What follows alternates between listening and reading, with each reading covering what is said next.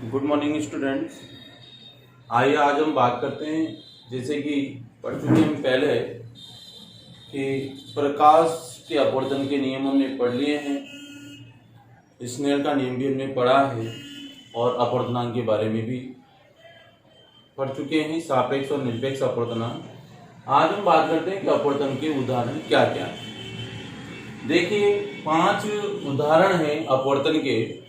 एक तो पानी से भरे हुए गिलास में रखी पेंसिल का मुड़ी हुई दिखाई देना। दूसरा है पानी से भरे गिलास में जो सिक्का उसमें हमने रखा है उसका ऊपर उठा हुआ दिखाई देना। पूर्ण आंतरिक परावर्तन, प्रकाश का वर्ण विक्षेपण, सूर्योदय से कुछ समय पहले या सूर्यास्त से कुछ समय बाद तक सूर्य का दिखाई देना। ये सब किसके ऊपर निर्भर करता है? अपवर्तन के ऊपर, यानी ये सब अपवर्तन के। सबसे पहले हम बात करेंगे कि पानी से भरे गिलास में रखी हुई जो पेंसिल होती है वो ऊपर उठी हुई क्यों दिखाई देती है। जैसे कि मान लीजिए कि आपका गिलास है, इस गिलास के अंदर आपने पानी भर दिया है, यहां एक पेंसिल आप इसमें डाल देते हैं इस प्रकार से।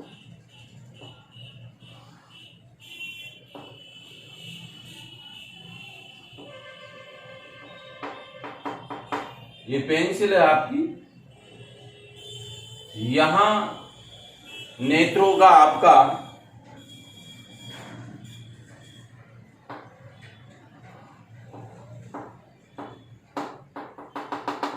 इस नेत्र से आप जब इस पेंसिल को इसमें देखते हो तो ये यहां से नहीं, थोड़ी ऊपर उठी हुई इस प्रकार से आपको दिखाई देगी। यानी जिस स्थान पर थी है ये इसका P बिंदु है और इसका P डैश बिंदु है। यानी सीधी सी बात हम यूं कहें कि पानी से भरे गिलास में डूबी पेंसिल से जो प्रकाश, यानी पेंसिल से प्रकाश का जो भाग हमारे नेत्र तक पहुंचता है, यानी कि ये यहां से जो नेत्र तक पहुंच रहा है प्रकाश इस पेंसिल से, वह पानी के बाहर वाले भाग से आने वाले प्रकाश से क्या होता है? थोड़ा भिन्न दिशा से आता हुआ प्रतीत होता है, क्योंकि पेंसिल दोनों माध्यमों को पृथक करने वाले तल पर क्या हुई है? डूबी हुई है। तो यहां पर देखिए ये तल है आपके पृथककारी तल जिसमें पानी में डूबी हुई है। अब यहां देखिए इसका यहां से यहां तक की प्रकाश ये विरल है, पानी में डूबी पेंसिल वो है आपका सघन माध्यम। तो यहां से जो प्रकाश आंख तक जा रहा है और बाहर से आने वाला जो प्रकाश है, दोनों में क्या है? भिन्नता है। तो ये पृथककारी तल क्या करेगा? पेंसिल को अपनी दिशा से विचलित करेगा। तो यहां से जब आप देखोगे तो पेंसिल रखी हुई यहां है, परंतु वो P डैश बिंदु से इसकी प्रकाश किरणें आपको क्या होंगी? आती हुई प्रतीत होती है। तो ये है आपके, इसी कारण हम कहते हैं कि जो पेंसिल या सिक्का या कोई भी चीज जब पानी में रखी जाती है तो वह ऊपर उठी अपवर्तन के कारण ही नजर आती है, क्योंकि पृथककारी तल से क्या होती है? वस्तु से आने वाली प्रकाश किरणें अपने पृथककारी तल से क्या हो जाती है? उसका वेग और उसकी गति, दिशा सब क्या होते हैं? बदल जाते हैं। इसे हम प्रकाश का अपवर्तन कहते हैं। तो ये पहला उदाहरण हमारा क्लियर होता है।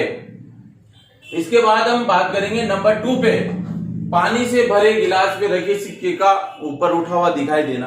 अब पानी में सिक्का रखा हुआ है, पानी से भरे गिलास में सिक्के या तली से जो भाग नेत्र तक पहुंचता है, जैसे पेंसिल रखी वैसे वैसे यहाँ पे क्या होगा? आप सिक्का रख दीजिए। मान लीजिए कि यहां पर हमने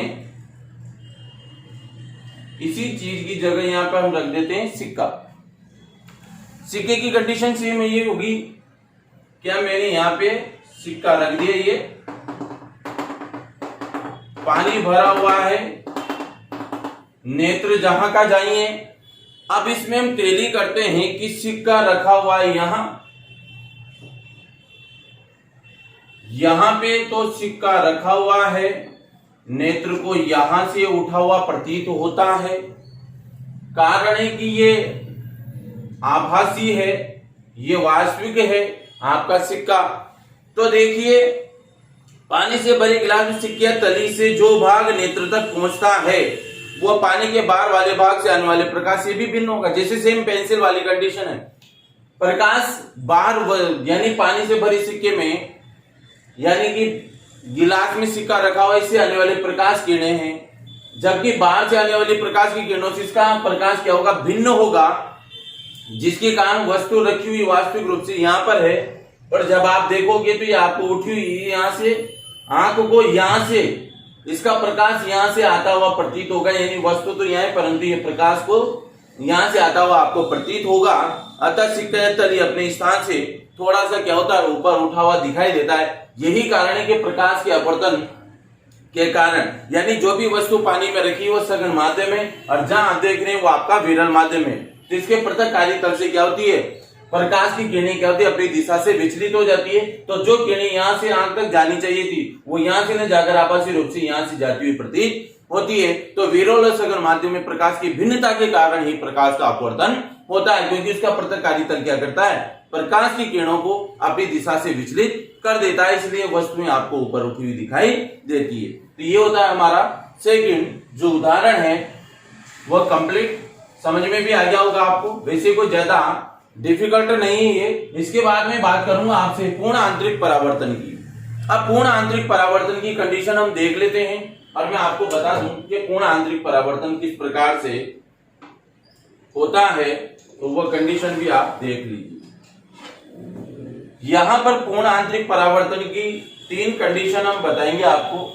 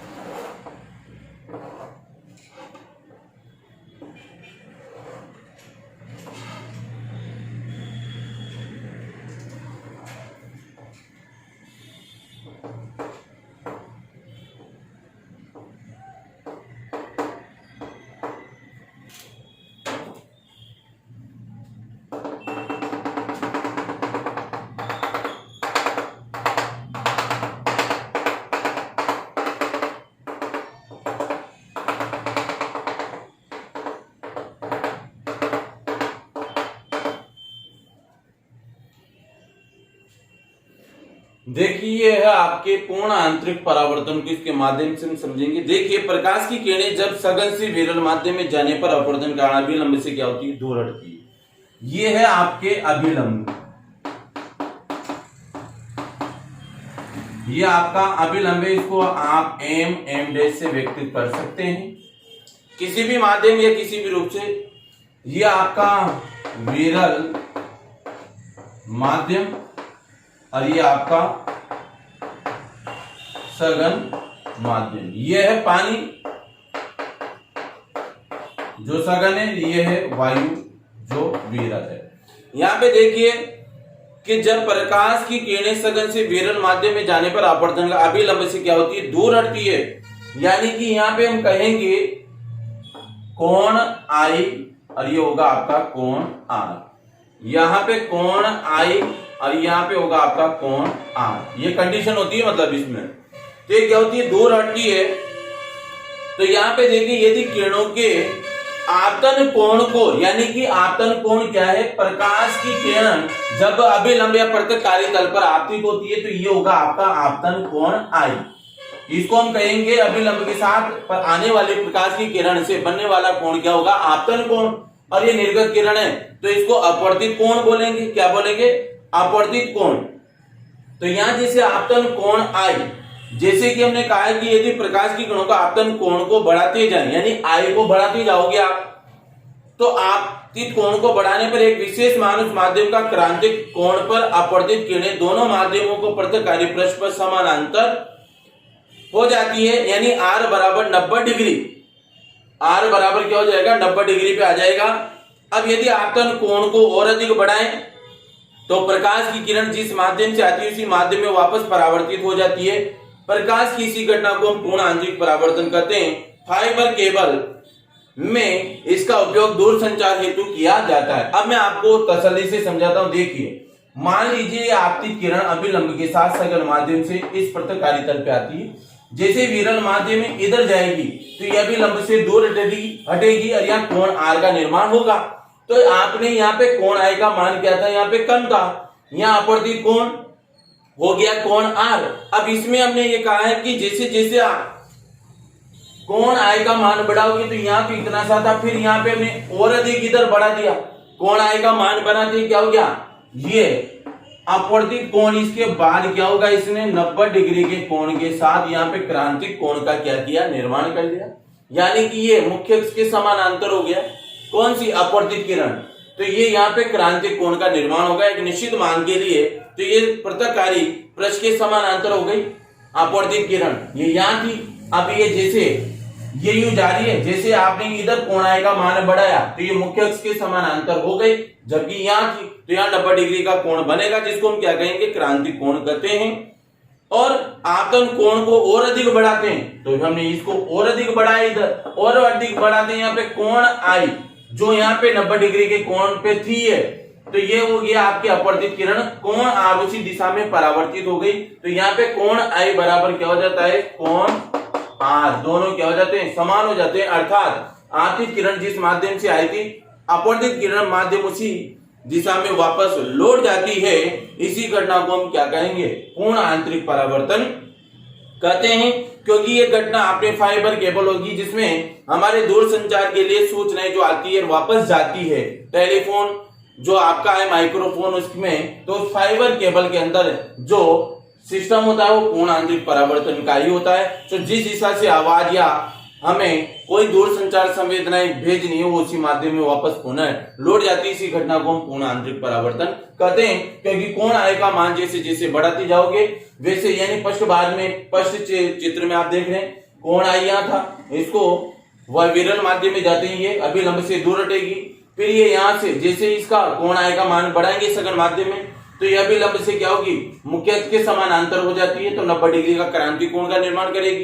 फिर कोण आई का मान और अधिक बढ़ाते हैं तो कोण आई अब आपतित किरण जैसे कि परावर्तित किरण होगी, अपवर्तित किरण वो क्या होगी, जिस माध्यम से आई थी इसी माध्यम में वापस लौट जाती है। इसी घटना को हम क्या कहेंगे, प्रकाश का पूर्ण आंतरिक परावर्तन कहते हैं। तो इसी के साथ ही आपका थर्ड उदाहरण भी कंप्लीट होता है। इसके बाद हम बात करेंगे, इसमें देखिए आप, इसमें बात करेंगे नेक्स्ट प्रकाश का वर्ण विक्षेपण। अब प्रकाश का वर्ण विक्षेपण होता कैसे वह भी देख लीजिए आप। जैसे कि मान लीजिए कि हम एक यहाँ पे प्रिज्म लेते हैं,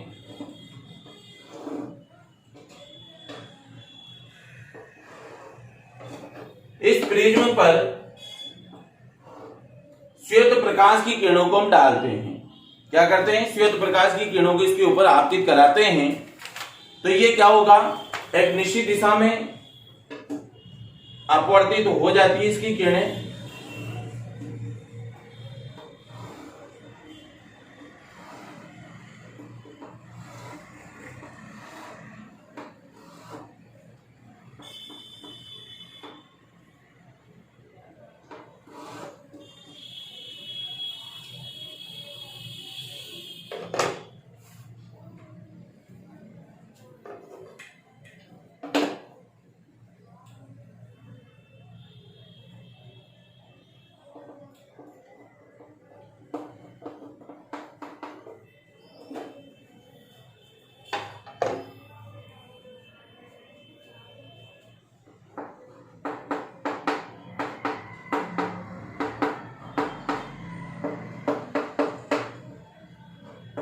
ये आपका प्रिज्म है, ये आपके श्वेत प्रकाश का स्पेक्ट्रम है। ये यानी 7 रंगों की ये पट्टी है जिसको हम स्पेक्ट्रम बोलेंगे।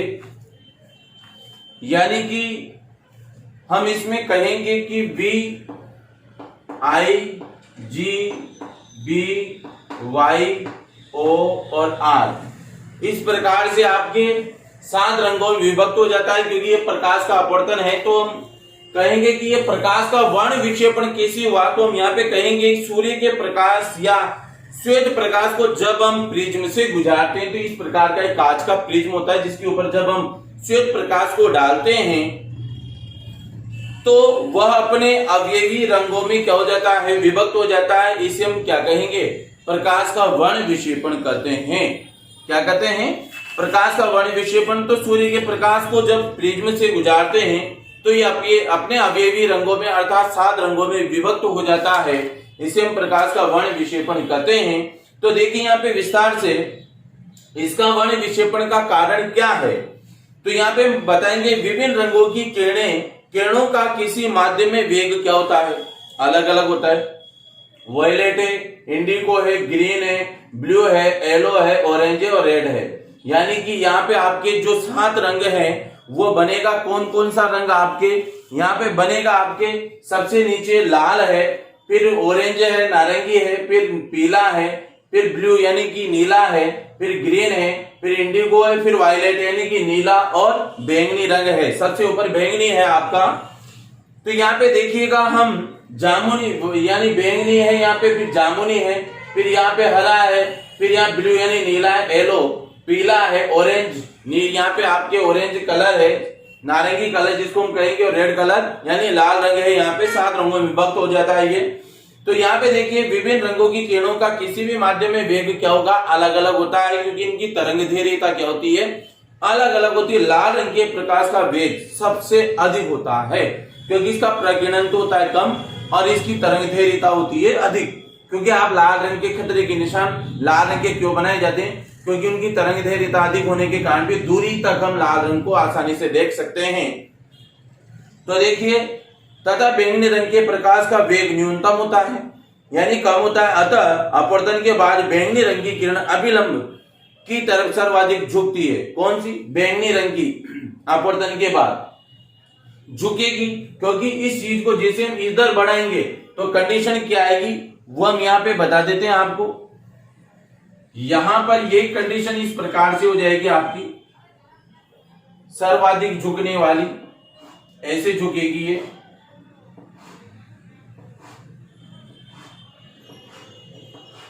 इस प्रकार से झुक जाएगी सारी किरणें।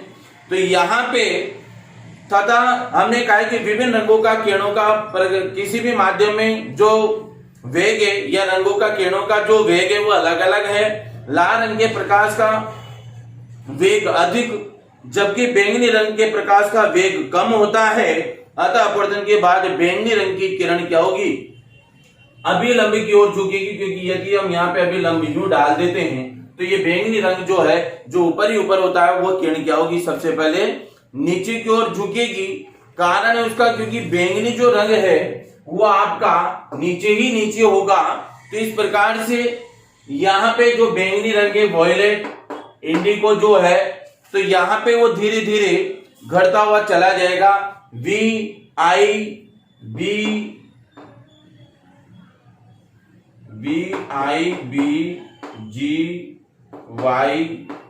और R। तो ये वॉयलेट रंग का झुकाव सबसे ज्यादा होगा क्योंकि इसकी तरंगदैर्घ्यता सबसे कम होती है। साथ ही अतः अपवर्तन के बाद बैंगनी रंग की किरण क्या होगी, अभिलंब की तरफ सर्वाधिक झुकती है, झुक रही है, नीचे नीचे झुकती है। और तथा लाल किरण न्यूनतम झुकती है। इससे सुस्पष्ट होता है क्योंकि लाल किरण का वेग जो ऊपर ऊपर आ रहा है तो ये सबसे कम झुकती है।